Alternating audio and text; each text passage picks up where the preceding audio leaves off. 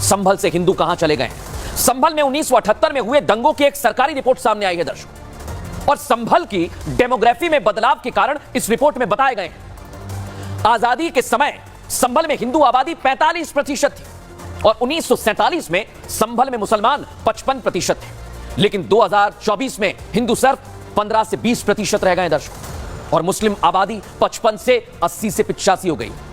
सोचिए आप, अब सवाल यह कि इतने सारे हिंदू कहां चले गए दर्शकों? यह तैयारी की जा रही है दर्शकों। संभल से हिंदुओं के पलायन की सबसे बड़ी वजह तो इसमें साफ लिखा है कि संभल का सबसे बड़ा दंगा 1978 का था, और आज मैं आपको बता रहा हूं दर्शकों कि 1978 में क्या हुआ था, कैसे हुआ था, इस रिपोर्ट से खुलासा हो रहा है। संभल एक या दो बार नहीं बल्कि लगभग 15 बार दंगों की आग में झुलसा है दर्शकों। इन दंगों के कारण 209 हिंदुओं ने अपनी जान गंवा दी है, जबकि केवल 4 मुसलमान को ही दंगे में अपनी जान गंवाई, और सबसे ज्यादा हिंदू 1978 के दंगों में अपनी जान गंवाता है।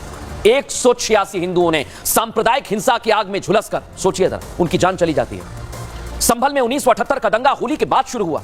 रिपोर्ट में लिखा है 1978 में होली का त्योहार 25 मार्च को मनाया जाना था। होली पर महात्मा गांधी डिग्री कॉलेज में छात्र छात्राओं को टाइटल दिए गए। इनमें मुस्लिम लड़कियां भी शामिल थी जिन्हें टाइटल दिया गया था। मंजर शफी नाम का नाराज हो जाता है शख्स और बाजार बंद कराने की कोशिश करता है, लेकिन प्रमोद चाय वाला था उस दौरान जो अपनी दुकान बंद करने से मना कर देता है। तो मंजर शफी ने दुकान में रखी पकोड़ों की थाली को गिरा दिया। रिपोर्ट कह रही है इसकी अफवाह दीपा सराय इलाके में उड़ाई गई कि मंजर शफी को मार दिया। सिर्फ अफवाह उड़ाई गई। सोचिए आप, कौन था वो? इस वजह से भगदड़ मची। मुस्लिम भीड़ सब्जी मंडी में हिंदुओं की 40 दुकानों को जला देती है। मुआवजे की जब बात आई तो स्वर्गीय शफीकुर रहमान बर्क ने दबाव बनाया कि हिंदुओं से ज्यादा मुसलमानों को बिना दुकान जले मुआवजा दिला दिया। इतना दबाव बनाया। इसके बाद दुश्मनी छिड़ गई और 24 हिंदुओं का नरसंहार कर दिया दर्शक। विभत्स, जिस जगह हिंदू मौजूद थे उसको ट्रैक्टर लगाकर फाटक तोड़ा गया। इसके बाद गांव में जो लोग वापस जा रहे थे उनमें से 160 लोग जिन्हें जान से मार दिया गया। उस समय संभल का ऐसा कोई गांव नहीं था जहां से मौत की खबर ना आई। इतना ही नहीं दर्शकों, कई दिनों तक, आपको बता रहा हूं, कई दिनों तक जंगल में लाशों को ढूंढने का काम भी चलता रहा। वो मिलती रही, धीरे धीरे हिंदुओं को मारते रहे। ये रिपोर्ट कह रही है दर्शकों, मैं नहीं कह रहा।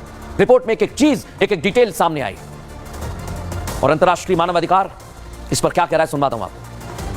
लाला मुरारी लाल जी जो वैश्य समाज से आते हैं उनको आग में झोंक दिया गया क्योंकि उन्होंने तमाम लोगों को ऋण दे रखा था, और वो ऋण की वसूली के लिए दोबारा ना कहें, ये उनका छोटा सा इशू था। और मुझे अफसोस ये है कि आसपास के लोग जो उनसे अच्छे मामा जी कह करके संबोधित करते थे, कोई बचाने नहीं आया।